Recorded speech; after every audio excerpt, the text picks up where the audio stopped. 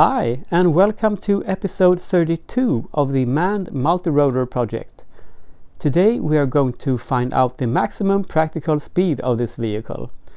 We are at Laxå Airport to conduct these tests. We're just passing over their control tower, heading down towards the runway. And before we carry on this grand tour, I want to say thank you so much, Claes Josefsson at Närkes Utbildningar, for hosting us at your location.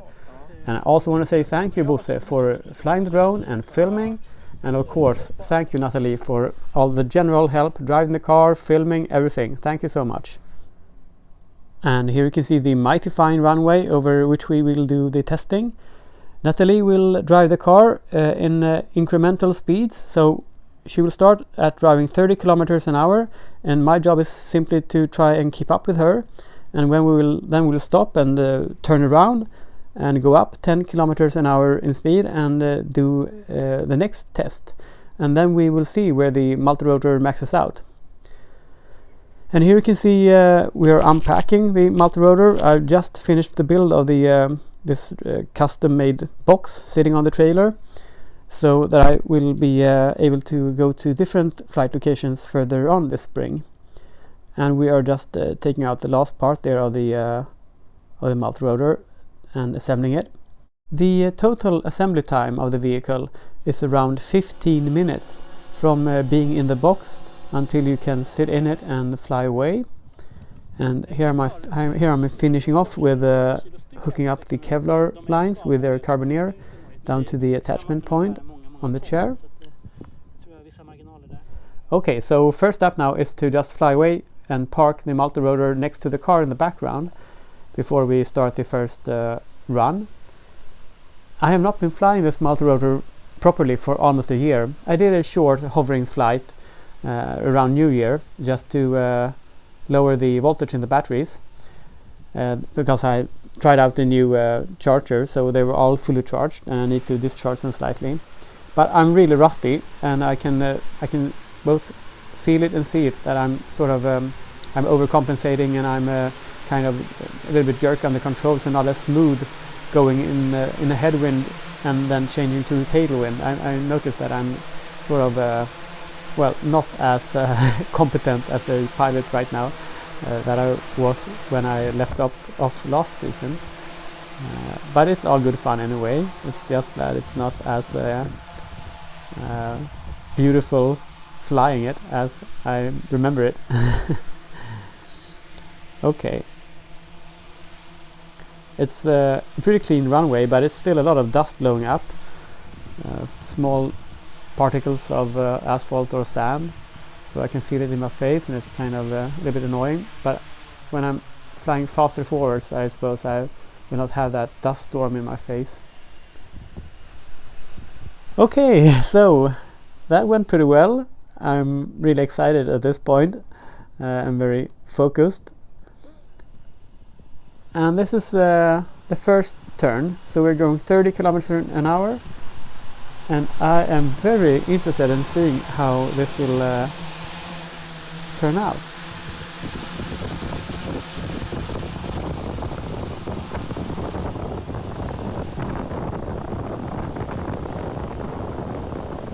And I can tell you that flying at this speed feels a lot faster when you're sitting in the multi-rotor than if you're sitting on a moped or in a car. But also we had a slight headwind going this direction, so the airspeed was actually a little bit more than that. So this is the setup that we're going to repeat now and find out the maximum practical speed. So now we are turning around and we are going for 40 kilometers an hour test run.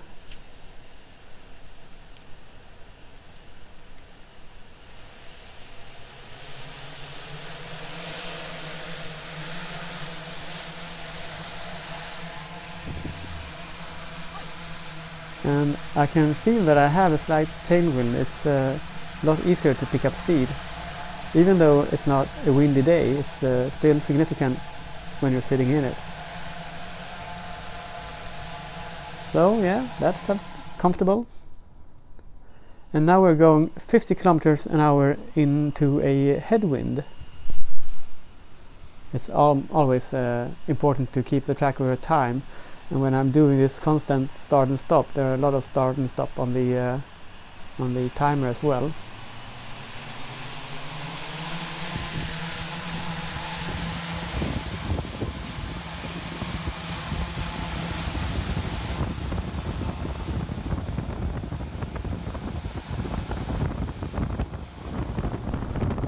And here I really have to tilt this forward to keep up.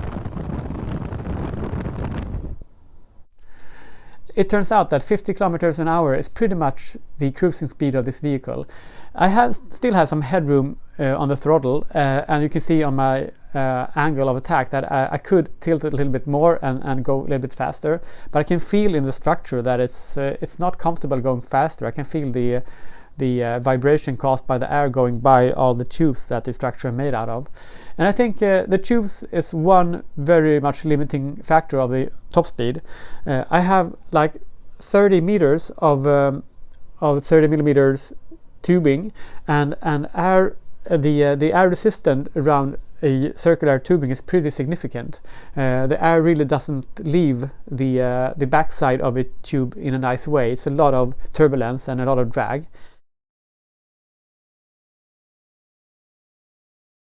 So it's like 30 meters of this tubing, and I have like over 40 meters of this finer 5mm rods, and the same applies to them, that there are a lot of air resistance moving this fast through the air.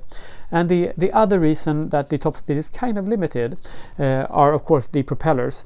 These propellers are optimized for hovering, and they are great at that. They're very efficient. This is 17 by 5-inch carbon fiber propellers, so they're good at handling the air in a hover. But if you're going fast forward, they start to become more of a drag than a propulsive part of the system. So if I would like to go faster, I would probably have to either like use streamlined aluminum shaped tubes, or add like plastic fairings on them, so that you get a more drop shaped contour of the tubing, and also change the propeller for higher pitch propellers. But the thing is, I don't need to go anywhere with this vehicle. I just want to hang in the air as long as possible, because that's what gives me satisfaction.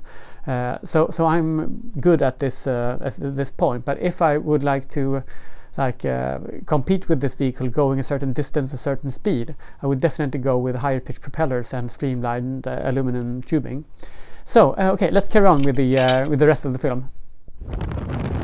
So it's a little bit sad that the top speed is kind of limited, but on the other hand, when you're sitting in the chair flying at 50 kilometers an hour, it feels like you're going like in 80 or 90 perhaps. So the experience of flight and speed is actually still present, although you cannot cover as much ground as you would in a faster vehicle.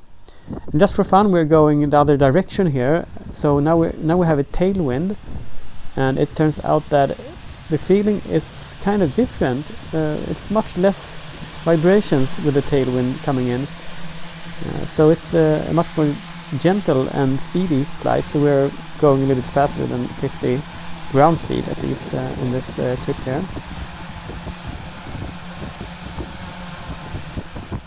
Yeah, it is so fun to fly this vehicle. I really cannot convey that in these videos, but it's just a joy. Even though you know it's a high-risk business, it's just so... you're not thinking about that when you're flying, you're just thinking about how wonderful it feels.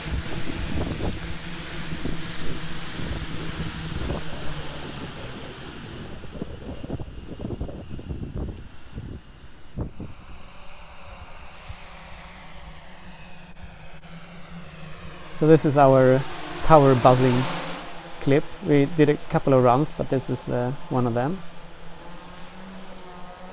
And I think it's so magnificently beautiful to see the airstream represented by the dust cloud underneath the vehicle.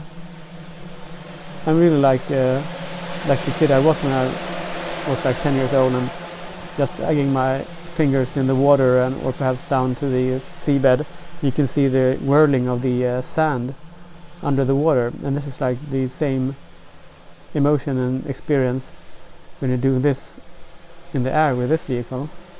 Just watch that dust cloud, isn't it beautiful how it propagates.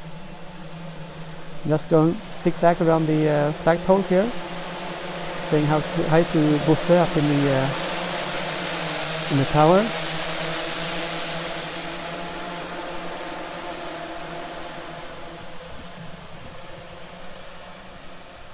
And these slight banking turns are just the best. It feels so right. It feels like a good thing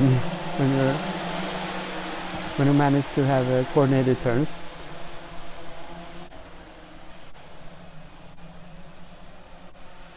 Yeah, I'm so sorry. I didn't know that it would be such a huge dust cloud. It's Natalie there, filming from the other direction. Oh, I'm sorry. I've always been so ambivalent to the flying action. Part of me really wants to be down on the ground, like you're flying a radio-controlled model, because it's so beautiful to see an object fly in the air, and when you're sitting in it, it's not at all the same.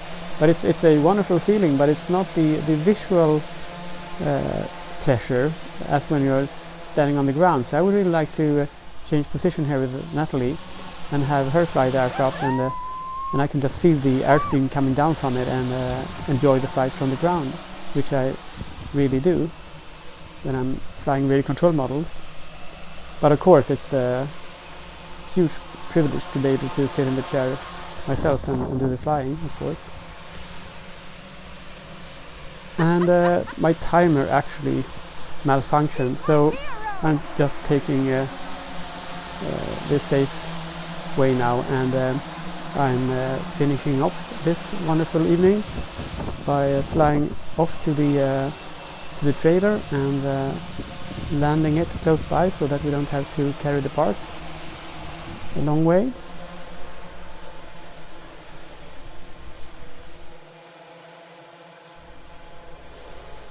Yeah, what a day.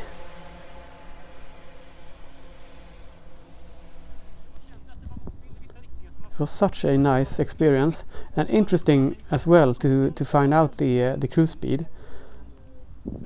And I might redo some of these tests another time if I do any modifications. But for now I'm satisfied.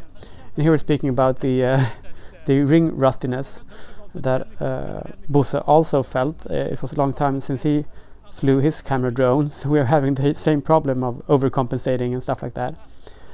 Yeah, it's his first time I'm flying this chair with the motorcycle protection gear, and I feel so clumsy. And Natalie just asked me here my summing up the day, and I just said that it was spectacular. And that's pretty much all for now. If you enjoyed the content, please consider subscribing, and I will see you in the next episode.